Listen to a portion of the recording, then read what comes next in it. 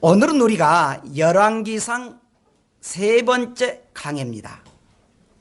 우리가 그동안에 이 열왕기상을 보면서 사무엘 왕에 대해서 소개가 처음부터 됐습니다. 1장에서 우리가 봤을 때는 그 사무엘이요 왕으로 등극을 하고, 그리고 2장에서는 정적들을 제거하고, 그리고 3장에서는 나라가 안정이 되니까 이제 본격적으로 일을 하기 시작을 합니다. 그런데요, 솔로몬이 이제 국가가 안정되자 어떻게 했느냐? 성전을 건축했어요. 성전이 건축된 다음에 이제 하나님께 기도하기 시작해요. 하나님, 내가 어떻게 해야 되겠습니까? 그러니까 하나님이 너에게 뭘 주기 원하느냐? 하나님, 다른 것은 필요 없고요, 하나님 지혜를 주세요. 지혜. 이 나라를 이끌어갈 때에 어떻게 할 것인지 하나님 저에게 지혜를 주세요. 기도합니다. 그리고는 하나님께서 지혜를 주시는데 그 지혜를요 시험해 보라고 한 사건이 터집니다. 사건이 그 기생집에서 있는데 한 여자가 둘이가 똑같이 아이를 낳는데 아이를 낳는데 두 여자가 한 아이가 죽어버린 거예요. 야, 그런데 이게 자기가 깔아뭉개서 죽인 여자가 옆에 있는 그 아기를 얼른 데려다가 자기 것을 하고 죽은 애를 이렇게 딱 바꿔치기 하는 거예요. 근데 되게 엄마들은 알잖아요. 느낌이 알잖아요. 보니까 아니라는 거예요. 아니라는 거예요. 이야, 이게 서로가 죽은 애가 자기가 아니라는 거예요. 산 애가 자기 거라는 거예요. 요즘 같아서는요 사실 이렇게 DNA 검사하면 간단한 걸, 그때는 DNA가 없었어요. 그러니 깐나냐한테 이런 지연 엄마 누구냐 이럴 수도 없는 것이고, 그래서 이 솔로몬이 참 하나님께 기도하다가, 그래 이쪽도 산 것이 너 것이냐, 예 이쪽도 너 것이냐 물어본 거예요. 그러니까 그렇다 그러니까, 그러면 서로가 사내가 아들아, 그러니까 그럼 반으로 쪼개자, 여기서 또 반으로 딱 쪼개서 줄게, 그렇게 말한 거예요. 그러니까 진짜 엄마가 하는 말이, 죽이지 마세요, 차라리 저 여자에게 주세요. 그 애를 죽이지 마세요, 저 여자에게 주세요. 그렇게 한 거예요. 솔로몬이 그것을 보고는요 진짜 엄마는 양보하는 이 엄마라는 거예요. 그때 백성들이 놀래요. 하나님이 지혜를 주었어. 그러니까 우리가 여기서 알아야 될 게 뭐냐 그러면, 하나님이 이 솔로몬이 성전을 짓고 그 다음에 어떻게 했느냐, 하나님의 약속의 성취로 이렇게 지혜를 줬다는 겁니다. 그 약속의 성취는요 우리가 2절에 보면 이것은 하나님의 약속의 성취라는 것인데요, 내가 그 6장 12절부터 13절인데, 내가 지금 이 성전을 건축하니 내가 만일 내 법도를 따르며 내 율례를 행하며 내 모든 계명을 지켜 그대로 행하면 내가 내 아버지 다윗에게 한 말을 내게 확실히 이룰 것이요, 내가 또한 이스라엘 자손 가운데에 거하며 내 백성 이스라엘을 버리지 아니하겠다 그랬습니다. 그러니까 그때 당시 하나님께서 솔로몬에게 뭐라냐면은, 너가 이렇게 하나님의 말씀을 따라서 성전 지으니까 내가 너희 아버지 다윗에게 약속했던 복을 너에게 주겠다는 거예요. 주겠다는 거예요. 그런데 더 중요한 게 있습니다. 여러분, 우리가 잘 알아야 돼요. 성전을 지은 것은 너무너무 위대한 일입니다. 그런데 더 중요한 게 있어요. 이 성전을 너가 지금 이 성전을 건축하니 그랬습니다. 잘했다는 거예요. 그런데 그 다음에 너가 만일 내 법도를 따르며 내 율례를 행하며 내 모든 계명을 지켜 그대로 행하면 그랬습니다. 행하면. 그러니까 우리가 성전을 짓는 것도 중요한데, 우리 성도들이 하나님의 말씀을 어떻게 지키고 살아가느냐, 이게 더 중요하다는 거예요. 이게 더 중요하다는 거예요. 여러분, 이 성전이 다 무너져요. 예루살렘 성전 후에는 엄청나게 크게 집니다. 근데 그 엄청나게 지어놓고 그건 70년 동안에 지었던 성전인데요, 예수님 당시에 뭐라고 합니까? 그 성전이 아름답지만 그 성전이 다 무너질 것이다. 왜? 성전만 건축만 잘하고 믿음이 없었다는 거예요. 믿음이 없었다. 그렇게 우리에게 말해주고 있습니다. 오늘 우리가 본문에 뭐냐 그러면은 성전 준공식 나옵니다. 이제 성전을 다 지었으니까 이제 준공식이에요. 그런데 이 준공식에 성전 예배당 헌당식이니까 목사님이 인도하지 않고 솔로몬 왕이 집행했다는 거예요. 본문 들어가겠습니다. 그렇게 성전 짓고요, 딱 이렇게 봉헌식을 하고 난 다음에 어떤 일이 있었느냐?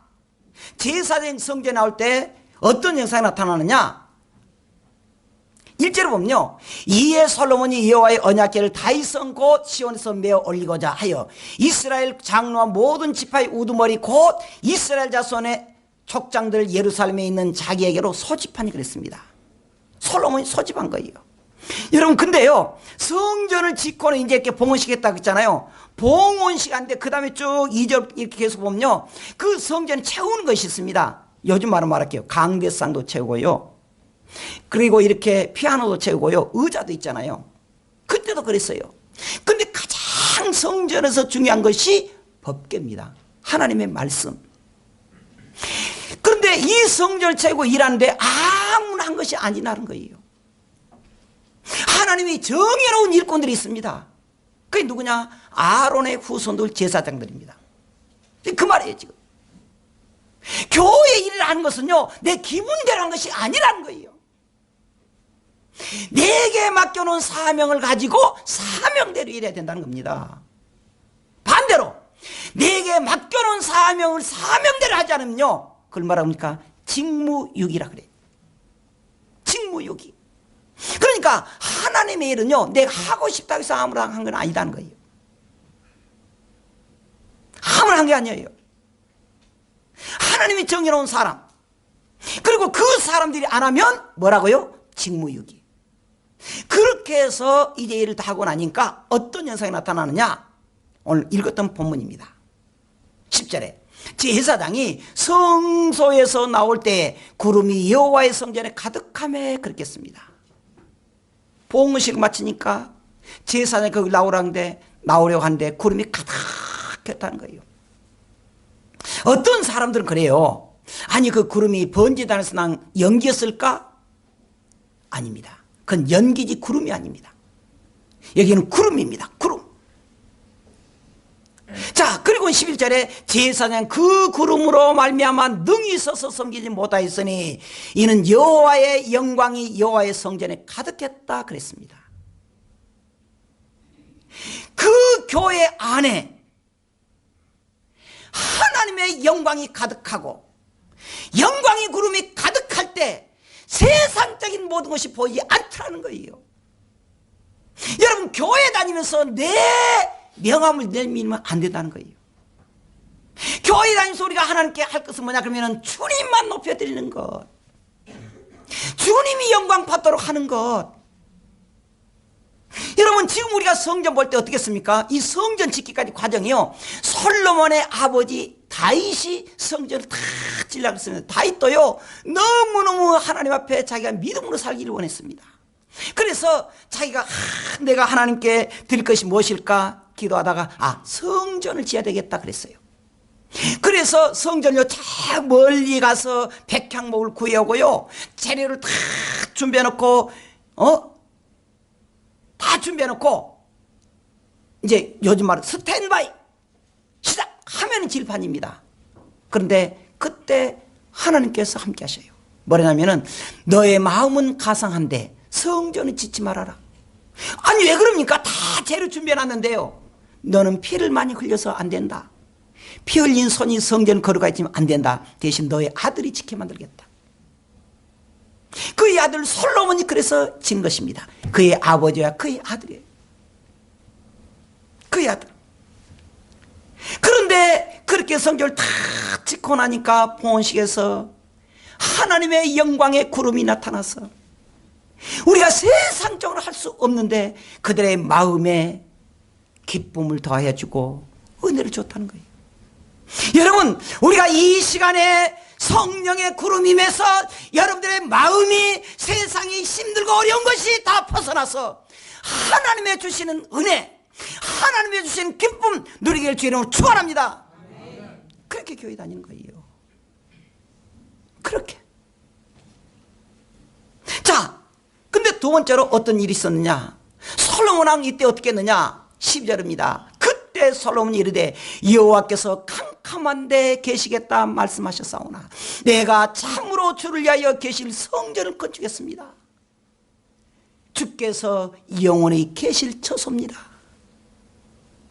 후에 보면 이스라엘이요, 그들은 성전을 지키기를 원했습니다. 허물어졌거든요. 근데 그들이 처음에는 딱 귀국해가지고 사실은 이스라엘 그 다음에 남쪽 유다가요, 유다 다 피람이 돼버렸어요. 포로로 잡혀갔습니다. 귀국해가지고 스룹바벨을 통해서 귀국해가지고 그들이 한 일이 뭐냐? 성전 지차는 거예요. 근데 살다 보니까 생활이 어려우니까 성전 미룬 거예요. 그리고 집 우선 냉장고 드리고 이렇게 집도 요즘 뭐라 리모델링도 하고 그런 거예요. 그때 하나님이 진노하셔요. 너희들의 집은 그렇게 아름다운데 하나님의 집인 성전을 왜 그렇게 만들었느냐? 왜 그렇게 만들었느냐? 그런데 지금 솔로몬이 뭐라 합니까? 여호와께서 캄캄한 데 계시겠다 말씀하셨사오나 이것은 하나님의 거룩성을 말하고 있습니다. 그리고 내가 참으로 주를 위하여 계실 성전을 건축했습니다. 주께서 영원히 계실 처소입니다. 사실은요, 하나님은 성전 안에 갇혀지질 않아요. 하나님은 전지전능하시고 편재성이라 그럽니다. 어디든지 계셔요. 그런데 하나님 앞에 평안히 우리가 모시고 거기서 하나님께 예배를 드리겠습니다, 그 말이에요. 이것은 뭐냐? 하나님의 초월성, 어디든지 계셔요. 그러면서 하나님의 거룩성, 지조성. 그러면서 14절 한번 읽어보십시다. 시작. 얼굴을 돌이켜 이스라엘의 온 회중을 위하여 축복하니 그때 이스라엘 온 회중이 서 있더라 그랬습니다. 참 이상해요. 축하하는 건 누가 하죠? 목사님 하셔요. 근데 여기 보니까 왕이 했습니다. 그러니까 어떤 분들은 왕이 하는 것은 이렇게 덕담이다, 축하하는 것이다 말하기도 돼요. 그 말도 일리가 있어요. 어쨌든 여기서요, 하나님께서 하는데 뭐라 그러냐? 그때에 얼굴 돌이켜서 이스라엘의 온 회중에서 축복했다 그러면서요, 또 하나는, 자, 여기에 보면은 끝들이 주께서 영원히 계실 처소로다 그렇게 말했습니다. 아까 말했잖아요. 하나님을 성소에, 이 성전에 가둬둘 수는 없지만, 그런데 이 말이 무슨 말이냐? 이스라엘 백성들이 옛날에 애굽에 있을 때에 이스라엘 백성들은 이 해방돼서 광야에서 이리저리 돌아다녔습니다. 그때 뭐 했느냐? 성전을 못 지었어요. 천막을 지었습니다.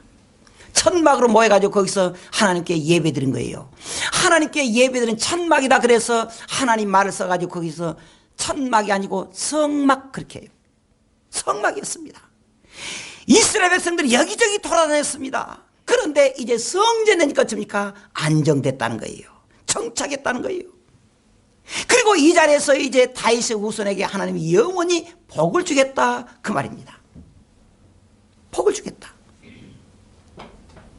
자, 그럼 우리가 마지막으로 세 번째 솔로몬 왕은 뭐라고 고백했느냐? 자, 15절 같이 읽어보십시다. 시작. 왕이 이르되 이스라엘 하나님 여호와를 송축할지로다. 여호와께서 그의 입으로 내 아버지 다윗에게 말씀하신 것을 이제 그의 손으로 이루셨도다 이르시길 그랬습니다. 지금 솔로몬이 성전을 건축해 가지고 하나님 앞에 봉헌합니다, 드린다는 거예요. 근데 여기서 보면 하나님께서 여호와께서 그 입으로 내 아버지 다윗에게 말씀하신 것 말했습니다. 아까 말한 대로 언제 그랬습니까? 다윗에게 성전을 지으려 그러니까 하나님이 나단이라고 하는 선지자를 보내서 다윗에게 말합니다. 다윗에게, 왕이여, 당신은 성전을 지으면 안 됩니다. 아니 뭐라고요? 나는 다 너무너무 하나님을 사랑해서요, 정말 그 신앙의 모습으로 성전 하려고 다 준비했습니다. 그냥 향목으로 외국에서 수입하고요. 다 해놨습니다. 나단이 그때 말합니다. 왕이여, 그래도 안 됩니다. 하나님의 뜻이 아닙니다. 당신의 아들이 될 것입니다. 바로 그것을 하나님이 했었다는 거예요. 여러분, 우리가 하나 착까지 말해야 될 게 뭐냐 그러면, 주의 일을 하고 어떤 일 해도요, 그것이 하나님이 하셨다는 걸 인정해야 돼요. 어떤 사람 그래요. 목사님, 내가요, 저 사람 전도에서 구원시켰고요, 참 수고하셨어요. 전도에서 구원시키니라고 하니? 그래가지고요, 구원시켰는데 그 사람이요, 장로도 되고요, 집사도 되고 권사도 됐어요. 잘하셨어요. 근데 여러분, 말 조심해야 돼요. 내가 구원시킨 게 아니에요. 주님이 나를 시켜서 나는 신분구이지. 할렐루야. 그 말이에요. 우리는 언제나 하나님의 자리를 도둑질해요. 언제나 우리가 주님의 은혜를 해놓고는 내가 했다 그래요. 내가 했다. 근데 뭐라 합니까? 오늘 솔로몬이 고백합니다. 그의 손으로 이루셨다 그래요. 오늘 여러분 여기에 잘 온 거 잘했습니다. 하나님께 예배드리고 하나님의 은혜 받고 하나님의 말씀 따라 사는 것 잘했습니다. 그러나 이 모든 것이 따라합시다. 하나님의 은혜입니다. 그거예요. 그거. 내가 여기까지 살아있는 것은 내 능력이 아니라 하나님의 은혜입니다. 은혜. 근데 누가 그러더라고. 누가 그래요. 꼭 여러분들 이런 말 가끔 들어요. 저 사람이, 교회 다니는 사람 말고, 교회 다니는 사람은 사실 그럴 수 있지만, 젊어서 새벽밖에 고생해가지고, 그렇게 부부가 잠을 안 자고 고생해가지고, 어떻게 아파트 딱 지었는데, 아파트 하나 샀는데, 이번에 얼마 들어서 3억 5천에 샀대. 너무 고생했어. 그런데, 어때 부인이 너무 힘들었는지 봐보니까, 암 말기래 그런 거 있다는 거예요. 여러분, 우리가 생각하면 얼마나 힘이 없습니까? 어쩔 때 우리가 쉽게 낙심해버려요. 우리가 건강한 사람 같지만 우리가 얼마나 몸이 약해집니까? 그때 우리가 그럼에도 불구하고 여기까지 와서 앉아있고 예배드린 것은 하나님의 은혜라는 거예요. 할렐루야. 여러분, 우리가 사업을 하다 잘 되는 거 잘했습니다. 사업이 잘 돼야지 못 되면 되겠습니까? 그런데 그것도 하나님 은혜라는 거예요. 할렐루야. 찬양 있는 여러분들 잘하셔요. 찬양대 얼마나 좋습니까? 앉아서 예배드리는 거 하나님의 은혜. 하나님의.